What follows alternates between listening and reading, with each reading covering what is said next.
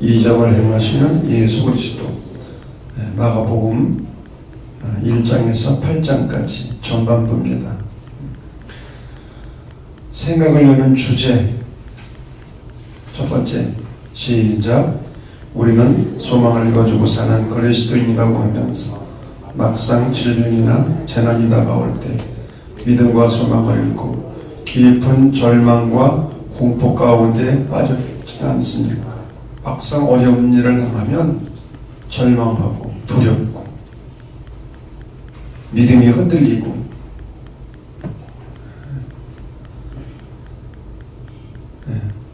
아무리 어려워도 희망이 있으면 웃을 수 있거든요. 아멘. 아무리 어려워도 희망이 있으면 웃을 수 있고 용기를 낼 수 있는데 희망을 잃어버리면 절망 가운데 빠지는 거예요.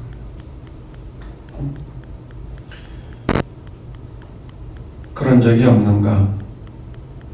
여러분, 인간은 별 수 없어요. 어렵고 힘들면 믿음이 흔들리고 불안하고 두렵고. 두 번째, 시작.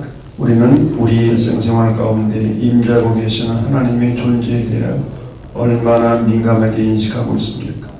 하나님은 초월적인 분이시지만 또 우리에게 가장 가까이 계십니다. 공기처럼.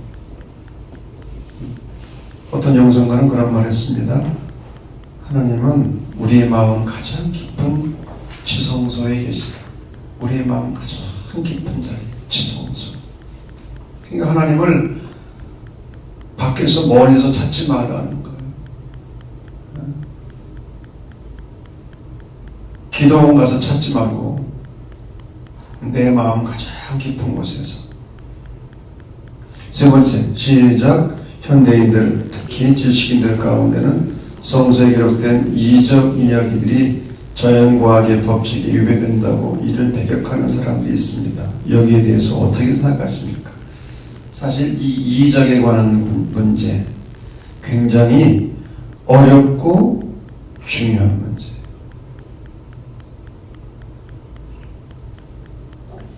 성서에 나오는 이적들을 어떻게 이해해야 할 것인가? 이적 혹은 기적이라는 말의 사전적 의미가 뭡니까? 상식을 벗어난 기이하고 놀라운 일, 이렇게 되어 있어요. 사전을 찾으면 상식을 벗어난 거예요. 기이하고 놀라운 일. 그래서 인간의 이성이나 과학으로 이해할 수 없고 입증할 수 없어, 증명할 수 없어요. 이게 기적이에요. 그러면 성서에 나오는 이적 혹은 기적에 대해서 신학자들은 어떤 견해를 가지고 있는가? 첫째, 이건 신화다. 크게 보는 신화. 신화의 의미가 뭐라고 그랬죠? 역사성이 없는 거예요. 역사성이 없어요. 히랍 신화, 역사성이 없어요. 그러나 우리가 창세기에 나오는 창조 이야기는 신화가 아니라 사가다. SAGA, 사가다. 그렇게 우리가 공부했어요. 신화와 사가의 차이는 뭐라고 그랬어요? 아시는 분? 신화는 역사성이 없는 거예요. 허구예요, 허구. 그러나 사가는 과학적으로 증명할 수 없지만 역사가 있는 거예요. 그 속에 역사가 들어있는 거예요.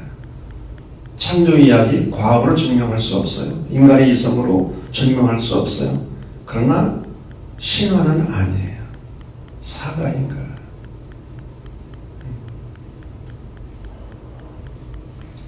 자, 신화 성경에 예수님이 행하신 이적들이 신화다. 독일의 불트만이라는 학자가 1960년대에 성서의 비신화화라는 책을 쓰고 이런 신화들을 다 벗겨내야 된다. 비신화해야 한다. 그렇게 주장을 해가지고 신학계를 발칵 뒤집어 놓은 그런 때가 있었어요. 두 번째, 초대교회의 산물이다. 저자가 교회를 위해서 신앙적으로 기록한 것이다. 역사적인 것이라기보다는 신앙적으로 고백하고 기록한 것이다.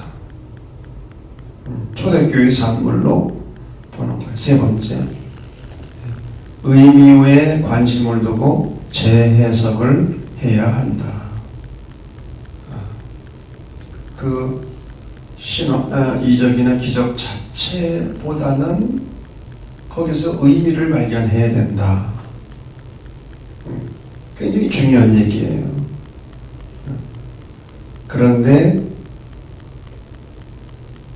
중요한 것은 역사성을 가지고 우리가 해석을 해야 된다는 거죠. 그저 신화적인 바탕에서 해석하는 것이 아니라 역사성을 바탕으로 해서 그것을 오늘날 재해석을 해야 한다. 재해석.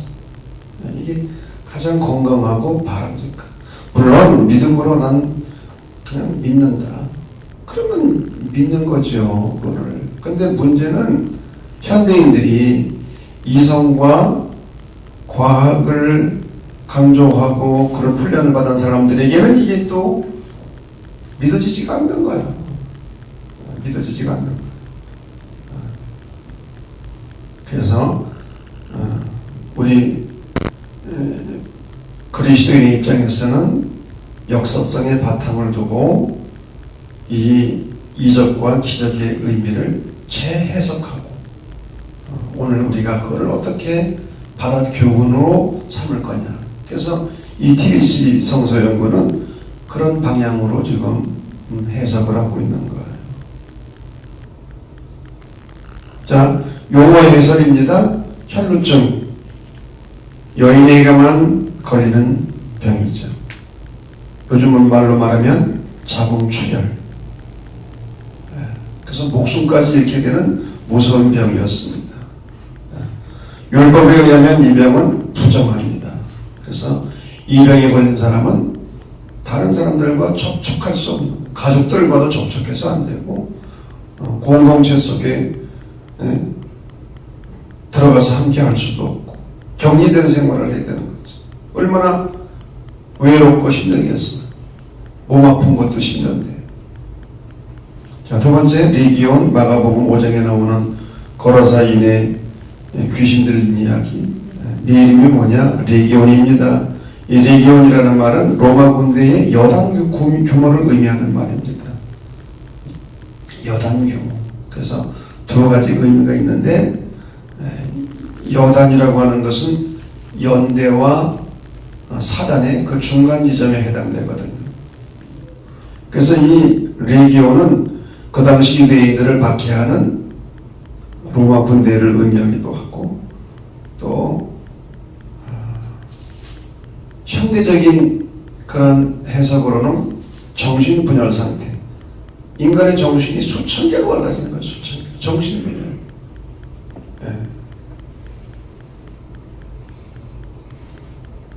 자, 세 번째, 달리다붐. 탈리타쿰. 본래는 헬라어로는 탈리타쿰.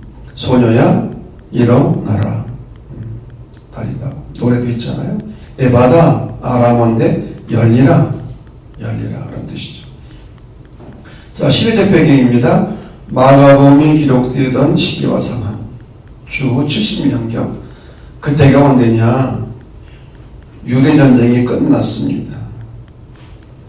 그래서 성경에 보면 돌 위에 돌이 하나 남아있지 않는다는 표현이 있는데 다 허물어진 거예요. 다 폐허가 된 거예요. 그리고 중요한 것은 64년경부터 네로 황제가 기독교인들을 무섭게 박해를 했어요. 네로는 정말 정신병이 있는 사람이에요. 로마 시내에 불을 지르고 시를 읊어요. 시를 읊어. 이게 문제가 되니까 기독교인들이 불을 질렀다. 죄를 뒤집어 쓰어가지고 기독교인들을 엄청나게 박해를 했어요. 그래서 베드로와 사도 바울도 이때 순교했다고 보는 거예요. 그러므로 이 마가복음이 쓰여지던 그 당시는 고난과 박해의 시기였어요. 교회가 무서운 박해를 받은 거예요. 그래서 마가복음을 가리켜 박해문학 혹은 고난의 복음이라고 부릅니다. 그래서 마가복음은 박해와 고난의 시대를 살아가는 그리스도인들에게 기쁜 소식, 복음을 전하기 위해서 예수님의 복음을 전하고 그들을 위로하고 격려하고 소망을 주기 위해서 이 마가복음이 기록된 거예요. 그런 마가복음을 쓴 사람이 누구냐? 우리가 잘 아는 대로 마가 요한, 바나바의 사촌이기도 하고요. 그리고 마가의 어머니는 부자였던 것 같아요. 그래서 무슨 다락방이 생각이 나죠? 마가의 다락방 유명하잖아요. 초대교회가 이 마가의 다락방에 모여가지고 예배를 드리고 기도하고 은혜 받고, 이 마가는 히라보를 잘하는 사람이었던 것 같습니다. 그래서 베드로가 아람어로 설교할 때 히라보로 통역을 했다고 봅니다. 통역을 했다고 봐요. 자, 그 정도로 해두고요. 자, 말씀에서 예수님이 행하신 이적들, 이 마가복음에는 예수님이 행하신 이적들이 참 많이 기록되어 있어요. 마가복음의 3분의 1은 이적에 관한 내용들입니다. 특별히 마가복음에는 18개의 이적이 소개되고 있어요. 그리고 15개가 전반부 갈릴리에서 활동하시던 때 일어났던 일들이죠. 자, 예수님이 행하신 이적들을 보면 종류에 따라서 4가지로 구분됩니다. 첫째, 귀신을 내쫓으신 이적. 귀신을 내쫓으신, 회당에서 귀신 들린 사람을 고치시고, 거라사에 귀신 들린 사람을 고치시고, 수로보니게 여인의 귀신 들린 딸을 고치시고, 벙어리 귀신 들린 이들을 고치신 이야기. 자, 그런데 이게 또 이 귀신 들림에 관해서 또 논쟁이 있어요. 현대 정신의학은 귀신 들림을 부정합니다. 그리고 모든 것을 정신병으로 해석을 하려고. 정신병으로.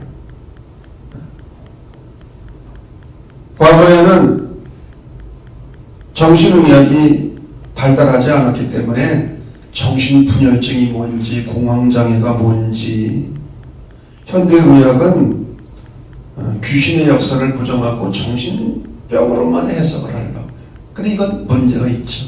여러분, 정신적인 병 분명히 많이 있어요.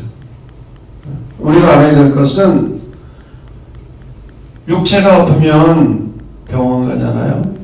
우리가 정신적으로 문제가 생기면 정신병원 가야 되는 거예요. 그걸 조금 더 부끄러워하면 안 돼요.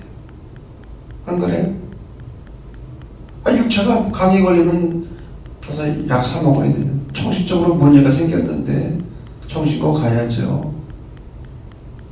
그거를 전혀 우리가 부끄럽게 생각하면 안 돼요. 그러나 이 귀신 들림의 문제는 정신의 문제가 아니라 영적인 문제예요.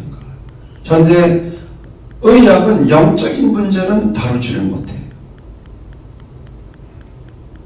우리가 신앙생활하면서 귀신의 존재 부정하면 안 되잖아요. 귀신의 역사 부정하면 안 되잖아요. 그래서 중요한 것은 귀신 들림과 정신병을 구분할 수 있어야 되는 거예요. 그리고 그 차이점이 있어요. 분명히 있어요.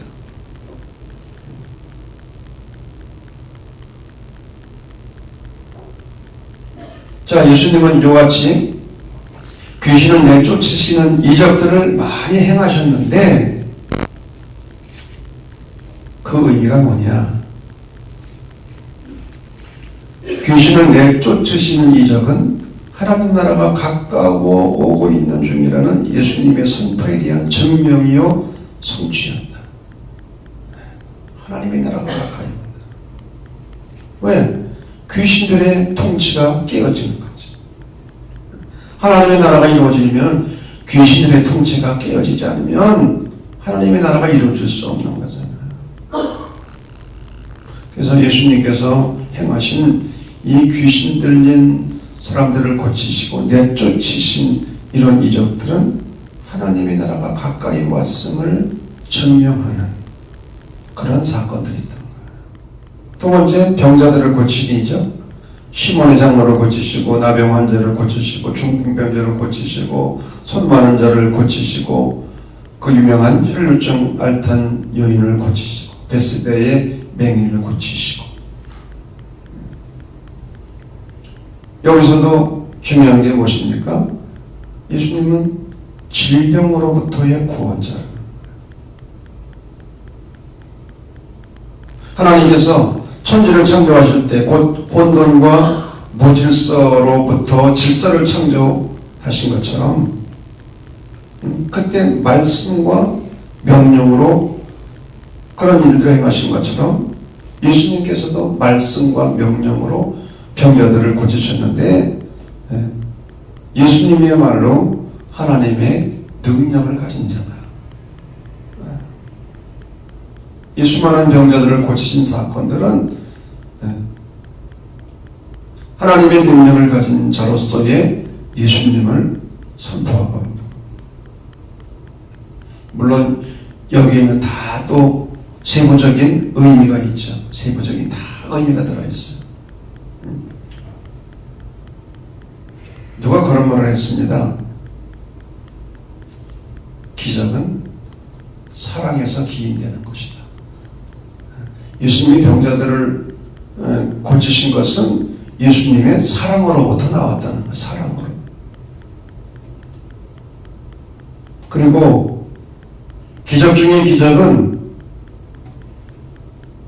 미운 사람을 사랑하게 되는 것이 기적 중의 기적입니다. 아멘을 안 해도 그렇습니다. 병자들만 육신 고치는 게 기적이 아니라 정말 사랑할 수 없는, 용서할 수 없는 사람을 사랑하는 게 기적이에요. 예수님이 원수를 사랑하라고 그러셨는데 원수를 사랑할 수 있는 게 기적이죠. 누가 그랬다면서요? 어느 여자가 교회를 나왔는데 교회 갔다 오더니 목사님 설교를 듣고 변한 거예요. 남편한테 그렇게 잘하고. 그래서 교회 나오지 않는 이 남자가 궁금한 거예요. 도대체 저 여자가 교회에 가서 뭔 얘기를 들었길래 저렇게 변했나. 그래서 목사님께 전화를 했어요. 목사님, 지난주에는 도대체 무슨 설교를 했길래 우리 아내가 이렇게 변했습니까? 원수를 사랑을 하고 있습니다.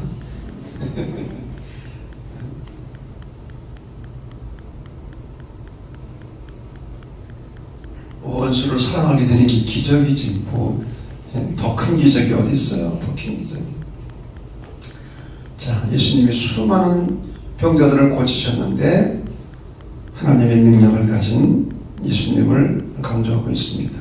자, 자연 법칙을 초월하신 이적, 광통의 바다를 잔잔케 하시고 5,000명을 먹이시고 물 위를 걸으시고 4,000명을 먹이시고 무화과 나무를 저주하여 말리시고, 이런 기적들이 의미하는 게 뭡니까? 예수님은 자연의 지배자다. 자연을 지배할 수 있는 분은 오직 자연을 창조하신 하나님 뿐인데, 바로 예수님이 이런 하나님의 능력을 가진 하나님의 아들이기 때문에 이런 자연을 지배하는 일들이 가능하다. 네 번째, 죽은 자를 살리신 이적. 마가복음에는 두 가지 사건이 나옵니다. 죽은 자를 다시 살리신 이적. 하나는 회당장 야이로의 딸을 살리신 이야기, 다른 하나는 귀신 들린 소년을 다시 살리시는 이야기. 죽었다는 거야. 그러나 이 죽은 딸을 달리다 보면 일어나라 하고 다시 살리시는 거예요. 이 기적이 의미하는 게 뭐냐? 인간의 가장 무서운 최대의 적인 죽음에 대해서도 주님께서는 지배력을 가지고 계시고, 예수님은 생명을 창조하시는 하나님의 아들임을 강조하는 것이죠.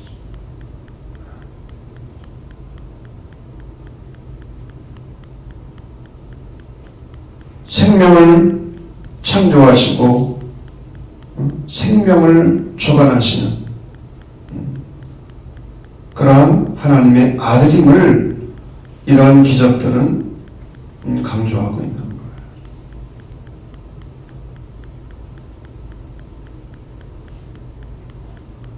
자, 그러면 마가가 교회에 주는 교훈이 뭡니까? 이 교회는 첫째는 그 당시 교회, 초대교회, 박해를 받고 있는 초대교회.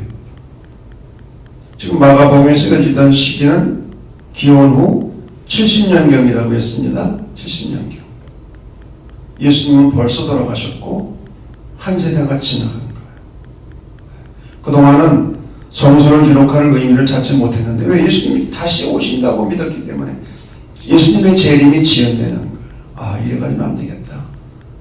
예수님의 말씀을 기록해야 되겠다. 그래서 복음서 최초로 마가복음이 기록되지 않습니까? 그래서 이 마가와 마가복음을 기록하는 가장 중요한 이유는 박해와 고난 중에 있는 초대교회 교인들을 위로하고 격려하기 위해서. 그래서 구체적으로 이 마가복음을 통해서 교회에게 어떠한 교훈을 주고 위로를 주고 격려를 합니까? 첫째는 예수님은 박해의 폭풍으로부터 제자들을 구원하신다는 거예요. 풍랑을 잔잔케 하신 예수님, 우리가 죽게 된 것을 왜 돌보지 아니하십니까? 울부짖는 사람들을 향해서 풍랑을 잔잔케 하시는 이 기적사건, 교회 역사에서 배는 흔히 교회를 상징합니다. 배가 풍랑을 만난 것처럼 교회가 풍랑을 만난 거예요. 성도들이 풍랑을 만나잖아요. 인생을 살면서. 그런데 주님께서 풍랑을 잔잔케 하셨다는 거예요. 특별히 그 시대는 로마로부터 무서운 박해를 받는 시대예요. 주님께서 풍랑을 잔잔케 하신 것처럼 이런 박해의 폭풍으로부터 제자들을 구원하시는 예수님. 오늘 우리가 인생의 여러 가지 풍랑을 만나는데, 이러한 풍랑으로부터 우리를 구원하시는 그리스도. 아멘. 여러분, 풍랑을 얼마나 많이 경험합니까?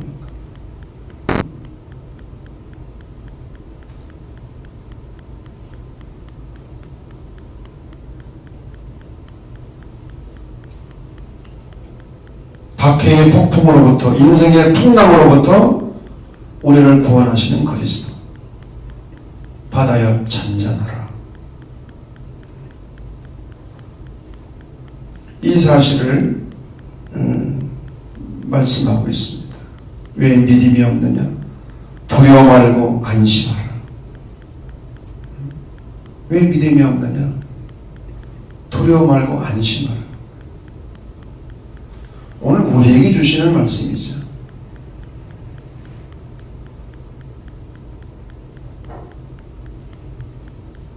두 번째, 예수님은 군대 귀신으로부터 제자들을 구원하셨어요.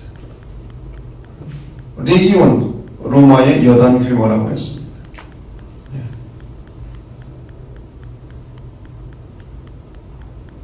로마의 무서운 박해로부터 제자를 구원하시는 예수님.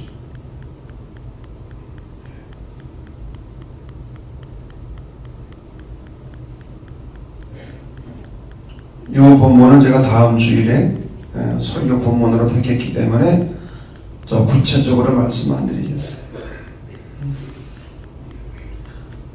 이 귀신 들린 이 거라사 광인을 고치시는 이 이야기는 저는 두 가지 의미가 있다고 봐요. 하나는 그 시대적으로 로마 군대로부터 고통을 당하는 교회와 그리스도인들을 구원한다는 메시지가 있지만, 현대적인 의미에서는 정신분열증입니다.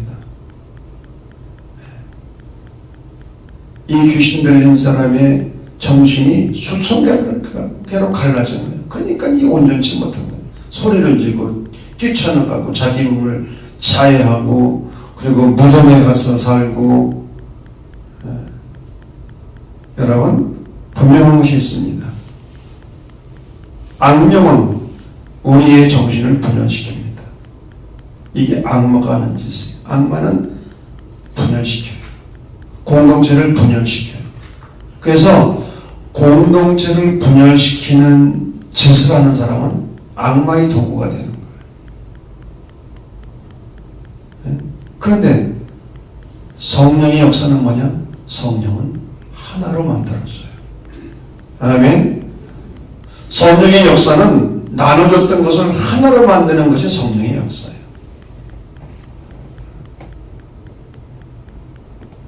그래서 은혜 받고 성령 받으면 잡생각이 안 드는 거예요. 공부도 잘하게 되는 거예요. 네? 여러분, 공부 잘하는 사람과 공부 못하는 사람의 차이점이 뭔지 알아요? 공부 못하는 사람은 5만 가지 관심이 많은 거, 5만 가지. 근데 공부 잘하는 사람은 공부하는 데 집중하는 거예요. 신앙생활 잘하는 사람은 신앙생활에 집중하고 성경 공부하는 데 집중하는 거예요. 아멘.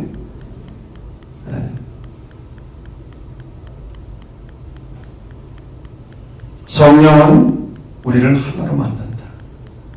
인간을 건강하게 만드는 거예요. 성령의 역사는요. 세 번째로, 예수님은 모든 질병으로부터 제자들을 구원하십니다. 예수님이 각종 병든 사람을 고치셨다는 거예요. 이런 마가의 기록은 박해 때문만이 아니라 각종 질병들로부터 괴로움을 당하고 있던 그 시대의 그리스도인들에게 큰 힘을 준 거예요. 여러분 다 아프잖아요. 아까도 말했지만 육신의 병만 병입니까? 정신병. 현대인들이 정신병이 많아. 그러나 은혜 받고 성령 받고 우리가 신앙생활하면 우리 육체도 건강해지고 마음도 건강해집니다. 아멘. 우리가 신앙생활을 한다는 것은 어떤 의미에서는 건강한 인간이 되어가는 건강한 인간. 근데 건강한 사람이 별로 없어요. 몸은 건강할지 몰라도 마음이 병이 들고 정신의 병이 든 사람들이 많아. 나는 100% 건강하다는 사람 손 좀 들어봐요. 다 어떤 의미에서는 정신병자들이에요. 그러니까 이제 그러잖아요. 누가 이상한 말이나 행동하면 저 사람 병 들어서 그렇지. 그렇게 생각하면 틀림없고 그리고 문제가 안 될 수 있어요. 저 인간 밥 먹고 왜 저래? 네? 여러분 누가 섭섭한 말이나 이상한 행동하면 저 사람 병 들어서 그렇지. 그러면 이해가 되고 위로가 되잖아요. 따라합시다. 저 사람 병 들어서 그렇지. 성질나면 이렇게 말해. 저 인간 병 들어서 그렇지. 그러면 이해가 되고, 아니 병은 이게 자기 마음대로 할 수 없는 거잖아요. 병은 누가 아프고 싶어서 아파.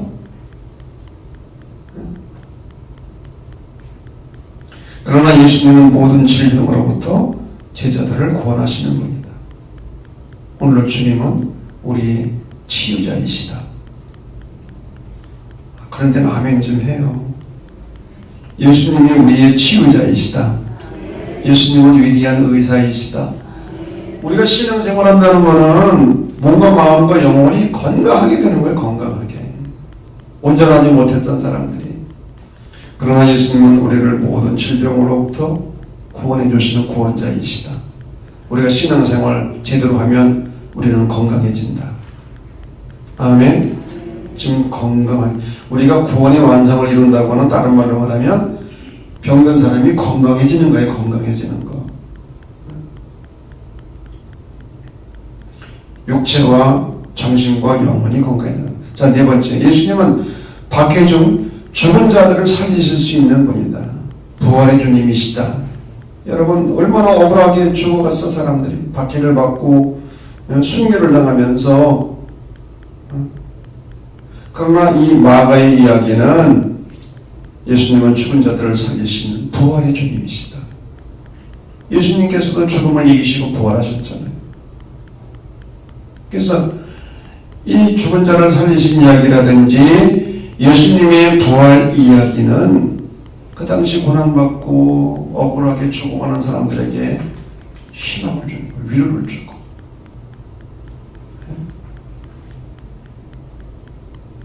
자, 신학적 의미입니다. 첫 번째, 예수님은 하나님의 아들로 강조하고 있다. 이 마가복음 속의 신학적 의미를 한마디로 요약하면 예수 그리스도가 하나님의 아들임을 복음으로 전하고 있는 거예요. 이적들을 통해서 예수님께서 하나님의 아들임을 강조하고 있는 거예요.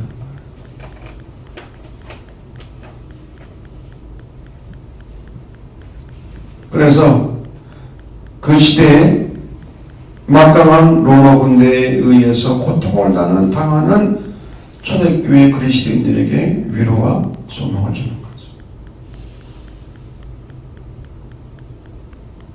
안심하라, 내니 두려워 말라. 이것이 마가가 그의 시대 그리스도인들에게 주는 설교였어요. 두려워 말라. 오늘도 마찬가지. 안심하라, 두려워하지 말라. 아멘. 여러 가지 어렵고 힘든 일들이 있지만 풍랑이 그치지 않지만 안심하라. 내니 두려워하지 말라. 두 번째, 고라사인과 예수 그리스도. 아까도 말씀드렸습니다만 고라사인의 귀신을 담긴 로마 군대의 악마적 세력을 상징하는 거예요. 시대적으로, 개인적으로 정신분열증을 의미하고 또 귀신 들림, 귀신의 세력에 사로잡히고 한 인간의 삶이 망가지는 거죠. 정신이 분열돼 귀신에게 사로잡혀. 그런데 예수님은 이런 사람을 고쳐주시는 거죠. 그래서 예수님께서 수많은 이적들을 행하신 가장 중요한 이유가 뭐냐? 이 마가는 예수 그리스도를 통해서 임재하시는 하나님 나라와 하나님의 통치, 이거를 말하고 있는 거예요.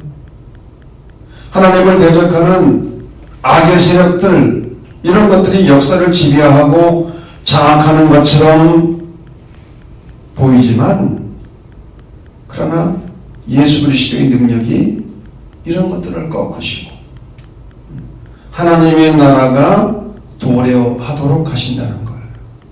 아멘. 모든 악마적인 세력을 꺾고 하나님의 나라가, 그리고 하나님의 통치가 이루어진다는 거예요. 이것을 마가복음을 통해서 강조하고 있는 겁니다. 역사는 악마의 손에 있는 듯 하나, 그리고 그리스도인은 핍박과 환난을 당하지만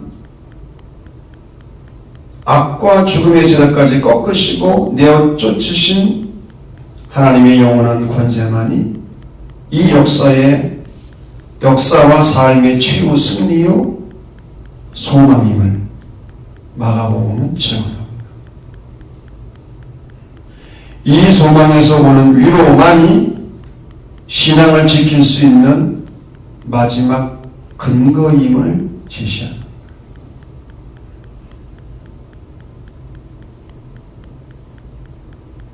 핍박을 당하고 환난을 당하고 악을 경험하고 죽음의 세력이 난무하고, 그런데 하나님의 아들 예수 그리스도의 이 권세가, 이런 것들을 다 꺾고 우리로 하여금 결국 최후의 승리를 얻도록 한다는 거예요. 아멘. 이게 마가가 그 수많은 이적 사건들을 통해서 그 시대의 그리스도인들에게 뿐만 아니라 오늘 살아가고 있는 우리들에게도 말씀해 줍니다. 안심하라. 내니 두려워하지 말라. 따라합시다. 안심하라. 내니 두려워하지 말라. 성찬과 나눔입니다. 교재에 있는 건데 앞으로 회만을 보시고 시작. 예수님께서는 하나님의 백성들이 극심한 권경 속에 빠지는 것을 불쌍히 여기시고 전능하신 능력으로 구해내시는 분이시다. 그러므로 예수님께서는 우리 그리스도인들이 불안과 공포에 빠지는 것을 원치 않으십니다. 예수님께서는 광풍이 부는 바다에서 안절부절하는 제자들에게 어찌하여 이렇게 무서워하느냐, 너희가 어찌 믿음이 없느냐고 청하십니다. 여러분, 우리가 어려운 일을 갑자기 당하면 안절부절하게 돼요. 갑자기 당하면 정신을 못 차려요. 불안과 공포에 빠져요. 여러분, 불안과 공포의 차이점이 뭡니까? 불안은 대상이 없는 거예요. 대상이 없는데 마음이 불안해요. 공포는 대상이 있어요. 무서운 대상이 있어. 호랑이가 무섭든지 병이 무섭든지.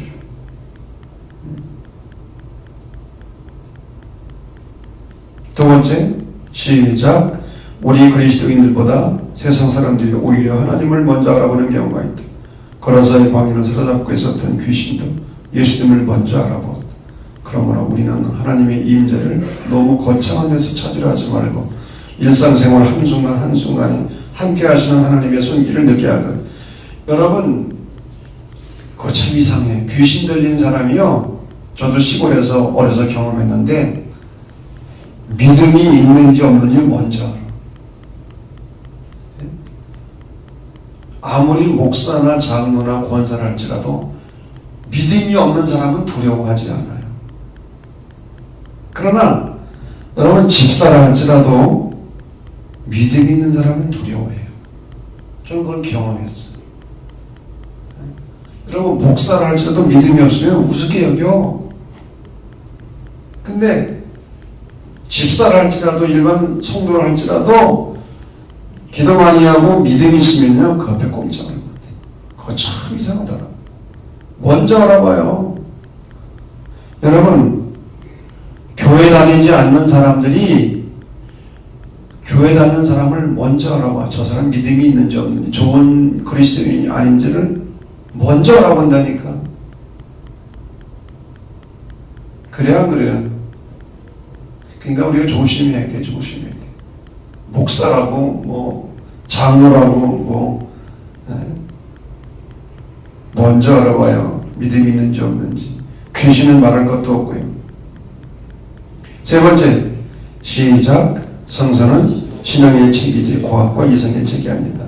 이 성서가 천주만 만물을 창조하신 하나님에 대해 증언하고 있으며 그와 동일한 본질을 가지고 그의 아들 예수 그리스도를 소개하고 있다. 따라서 예수님께서는 자연과학의 모든 법칙을 초월해 계신다. 하나님의 세계에 속하는 이적을 인간 세계의 개념으로 분석하려는 태도 자체가 근본적으로 부적절한 것이다. 이적은 신앙에 속한 것이지 이성과 사기에 속한 것이다. 그것은 곧 전능하신 하나님의 행위이다. 여러분, 인간이 이성 가지고 뭘 어떻게 합니까? 과학이 아무리 발달했어도 생명의 신비를 증명하지 못하고 있어요. 생명이 도대체 어떻게 이게 생겨난 건지. 아니, 그거 땅에 있는 잔디들이 겨울에 꽁꽁 얼어붙어 죽은 것 같아. 거기 어디 생명이 있어요, 거기에. 근데 봄 되면 거기서 또 살아나. 새싹이 돋아나. 야, 참 이게 기적 같아, 기적 같아. 생명의 신비. 이게 증명할 수 없어요. 여러분, 우주의 신비. 우주는 지금 계속 팽창하고 있잖아요. 우주의 끝이 어딘지 몰라요. 여러분, 이런 좋은 이성을 가지고 이해되지 않으면 믿을 수 없다고.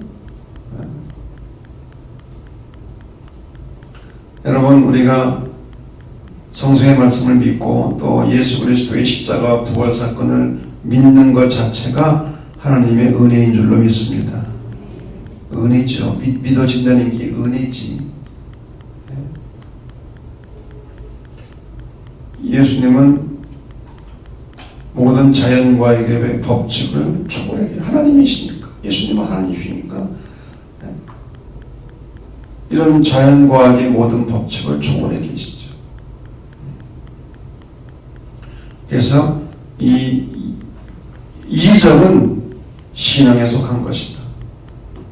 성서는 신앙의 책이지 과학이나 이상의 책이 아니다.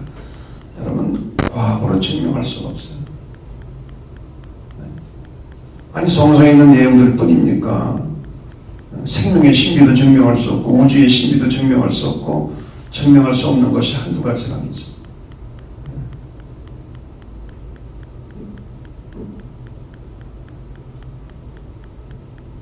마가는 로마에 의해서 무서운 고난과 박해를 받는 초대교회 그리스도인들에게 예수님이 누구이신지 여러 가지 이적 사건들을 소개하면서 능력이 있으신 하나님의 아들, 그래서 우리를 모든 절망과 심지어 아픔으로부터, 질병으로부터, 귀신으로부터 우리를 구원해내시는 구원자이심을 강조하고 선포하고 있는 거예요. 아멘. 이 마가의 메시지가 우리에게 주시는 하나님의 말씀입니다. 이 말씀을 믿음으로 받아들이고 말씀을 따라 살아가는 은혜가 우리 모두에게 있어지기를 간절히 소망합니다.